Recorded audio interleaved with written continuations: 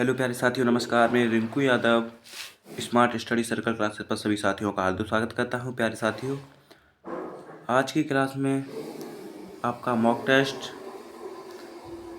6 चलेगा और 5 mock test आपके हो चुके हैं और मॉक टेस्ट नंबर 6 आज की क्लास में फिनिश होगा। आपको 5 मॉक टेस्ट की प्लेलिस्ट मैंने बना दी है। वहाँ प्लेलिस्ट में जाकर आप पाँचों मॉक टेस्ट को देख सकते हैं एक ही जगह पर।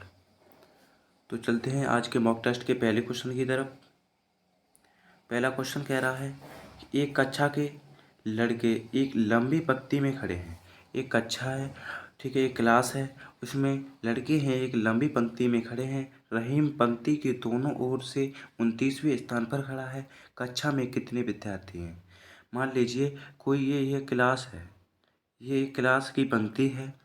इस कक्षा के लड़के एक लंबी पंक्ति में खड़े हैं। रहीम है, पंक्ति के दोनों ओर से 29वें स्थान पर है। मान लीजिए रहीम है, यहाँ पर है, कहीं यहाँ पर है रहीम। रहीम कहीं यहाँ पर है और 29वें स्थान पर है। कैसे पर है? 29वें स्थान पर है। और इधर साइड से भी यहाँ पर है और कितने पर? 29वें। तो रहीम होगा, रहीम के इधर 28 ही तो होंगे और पीछे से भी 29वां है। तो रहीम खड़ा होगा यहाँ, उसके बाद में उसके 28 लड़के होंगे। जब 28 को ऐड करेंगे तो कितने हो गए? 56 हो गए। और एक खुद रहीम था, एक स्थान रहीम खुद घेरे था। तो 56 और +1 बराबर कितने हो गए? 57। 57 इज द राइट आंसर हो जाएगा। बात क्लियर हुई? चलते हैं सेकंड क्वेश्चन की तरफ। किसी कूट भाषा में लोड को ये लिखा जाता है तो फिश को क्या लिखा जाएगा? लोड को क्या लिखा जा रहा है इसमें? लोड को WZLO लिखा जा रहा है, ठीक है। तो इसमें क्या हो रहा है? कंडीशन को पहचाने। इसमें हो क्या रहा है? थोड़ा चेंज करता हूँ इसकी पेन को।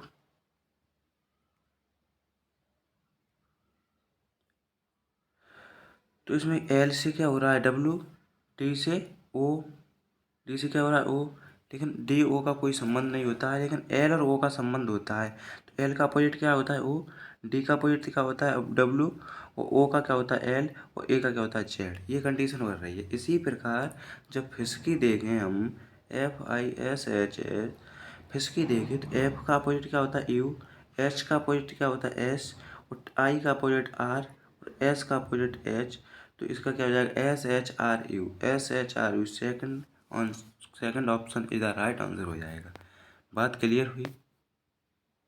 बात क्लियर हुई? चलते हैं अगले क्वेश्चन की तरफ। अगला क्वेश्चन कह रहा है कि नीचे दिए गए शब्द का जल प्रतिबिंब होगा। जल प्रतिबिंब पूछ रहा है, जल प्रतिबिंब होगा। तो देखिए, जल प्रतिबिंब और दर्पण में अंतर क्या है? अगर कोई आपको दर्पण पूछ रहा है बी का, दर्पण की बात कर रहा हूँ, जल प्रतिबिंब की नहीं। दर्पण पूछ रहा है बी का, तो इसकी दर्पण क्या हो जाएगा? ये हो जाएगा। लेकिन जब जल प्रतिबिंब पूछता है बी का, तो इसका क्या हो जाता है? उल्टा। उल्टा का मतलब जैसे मान लीजिए यू है, यू का जल प्रतिबिंब पूछा है तो क्या हो जाएगा? ऐसे हो जाएगा इसका, ठीक है। इसी प्रकार जाका बी का तो बी ही रहेगा, उल्टा करेंगे फिर भी। तो इसी प्रकार ये सभी वर्ड क्या हो जाएंगे? उल्टे हो जाएंगे। तो चलो करते हैं।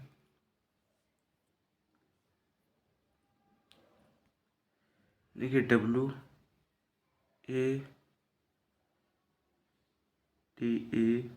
WATAR, तो W का उल्टा कैसे होगा? ये होगा, ठीक है।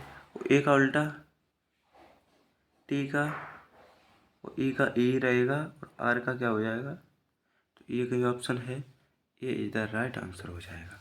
बात क्लियर हुई? अगले क्वेश्चन की तरफ चलते हैं। अगला क्वेश्चन कह रहा है पी का अर्थ भाग है, पी का अर्थ भाग है और क्यू का अर्थ गुणा है और आर का अर्थ है वो प्लस है और एस का अर्थ है वो माइनस है। तो इस इक्वेशन का मान क्या होगा? तो चलते हैं। सबसे पहले मैंने आपको बताया था इक्वेशन को लिखो। इक्वेशन क्या है? 18, 12, 4, 5, 6। इक्वेशन को लिखा। इक्वेशन लिखने के बाद आप ये देखिए यहाँ पर क्यू है 18 और 12 के बीच में, लेकिन इसमें क्यू का अर्थ क्या कह रहा है?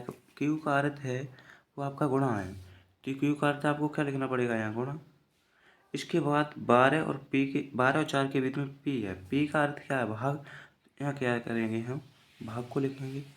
भाग के बाद 4 और 5 के बीच में क्या है? आर है, और आर का अर्थ है प्लस, तो प्लस लगा देंगे, और प्लस लगा देंगे। उसके बाद एस का अर्थ क्या है?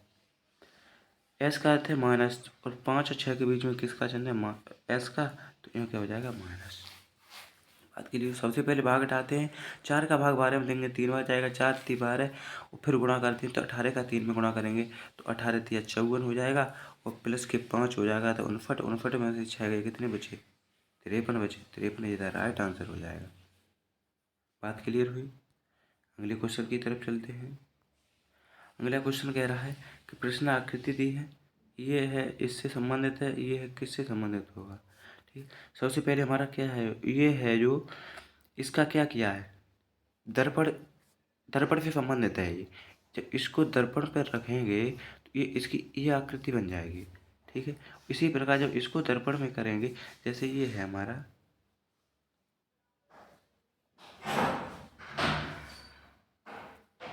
इसको दर्पण में रखा तो ये हमारा उधर पहुंच जाएगा, ये हमारा इधर, तो क्या हुआ है कि ये हो गया है हमारा, ये प्राप्त हो गया है। ठीक है। इसका इसी प्रकार हमें इसका पूछ रहा है,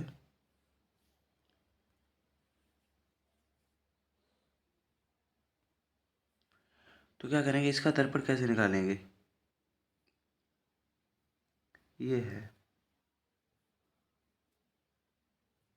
तो इसका ये इसका उधर पहुंच जाएगा, पहुंच जाएगा कि नहीं पहुंच जाएगा? ठीक है, पहुंच गया। इसके बाद ये तुम्हारा इसके साथ ही रहेगा, और क्या होगा?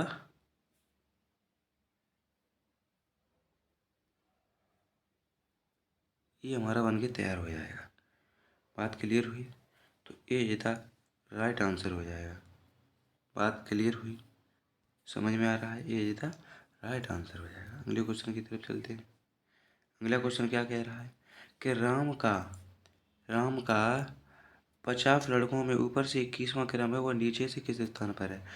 ऊपर से राम का है, वो 50 लड़कों में ऊपर से 21वां स्थान है, ऊपर से उसका 21वां स्थान है किसका? राम का। ठीक है। और टोटल कितने हैं? 50 लड़के हैं, 21वां स्थान है, यहाँ राम खड़ा है, तो 50 लड़के टोटल हैं, 21वें स्थान पर राम खड़ा है, तो इधर कितने होंगे? 39 लड़के खड़े होंगे, सॉरी 29 लड़के खड़े होंगे। बात क्लियर हुई? 29 खड़े होंगे, तो राम का 29 पीछे खड़े हैं और राम है, तो 29 के बाद 30वां राम है, तो राम का स्थान कौन सा होगा? 30वां, इधर राइट आंसर हो जाएगा। बात क्लियर हुई? अगले क्वेश्चन की तरफ चलते हैं। ये क्वेश्चन तो हो गया। ये क्वेश्चन है इम्पोर्टेंट क्वेश्चन है, सभी एग्जाम से उठाए गए क्वेश्चन है। एसएससी ग्रेजुएट लेवल एग्जाम 2016 में आपका क्वेश्चन पूछा गया है, तो इस क्वेश्चन को अच्छे फेयर करेंगे। इसमें कुछ नहीं है, लॉजिक देखना पड़ता है। अगर आपके दिमाग में लॉजिक 1 सेकंड में भी बन सकता है और 2 मिनट भी लग सकती है, कोई टाइम नहीं होता इसका। चलते हैं। जैसे मेरे दिमाग में ये लॉजिक बन रहा है कि अगर मैं, तो यहाँ पर क्या होगा? देखिए लॉजिक ये बन रहा है, अगर मैं 7 का मल्टीप्लाई 4 में करूँ, 7 का गुणा 4 में करूँ, ठीक है, 7 चौक कितने हो गए? 28, और इसमें जब 2 का भाग दूँ, कितना प्राप्त हो रहा है? 14 प्राप्त हो रहा है। इसी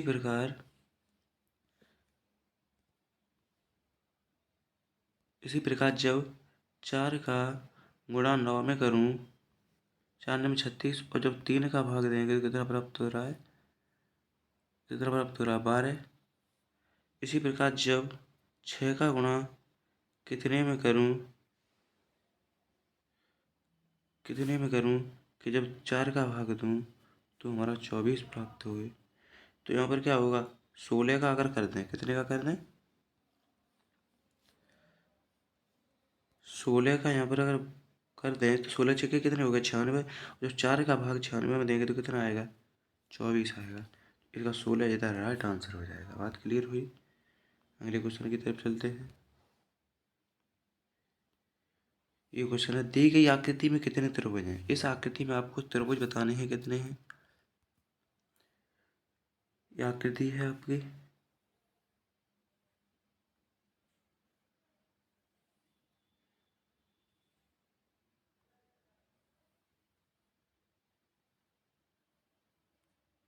ठीक है, इसमें त्रिभुज बताने हैं।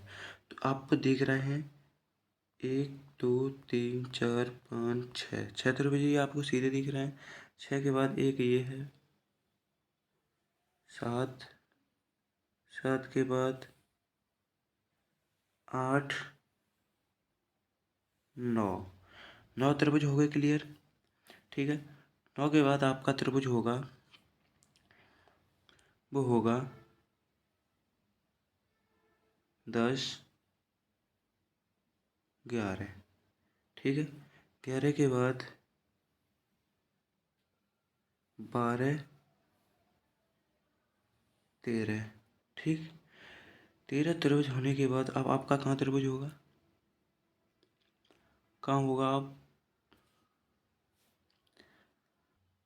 13 के बाद आपको एक त्रिभुज ये दिख रहा है 14, एक ये दिख रहा है 15, और बड़ा वाला 2 मैंने गिन लिया ही है, तो 15 इधर राइट आंसर हो जाएगा। बात क्लियर हुई। मुझे लगता है कि आपको सभी क्वेश्चन जितने कराए थे इतने समझ में आए होंगे। तो आज के लिए बस इतना ही। आपके मॉक टेस्ट की प्लेलिस्ट मैंने बना दी है, वहाँ जाकर आप वहाँ भी मॉक टेस्ट देख सकते हैं, ठीक है। और मेरा smart study channel, smart study circle classes नाम से टेलीग्राम चैनल है, उसको ज्वाइन करें। वहाँ पर भी आपको मॉक टेस्ट और अन्य मटेरियल भी प्रोवाइड किया जाएगा, तो बने रहें। पर डे आपका मॉक टेस्ट एक आता है, तो आपका 6वां मॉक टेस्ट आज हो गया। 5 मॉक टेस्ट की आपको प्लेलिस्ट दे दी गई है। तो आज के लिए बस इतना ही। जय हिंद, जय भारत।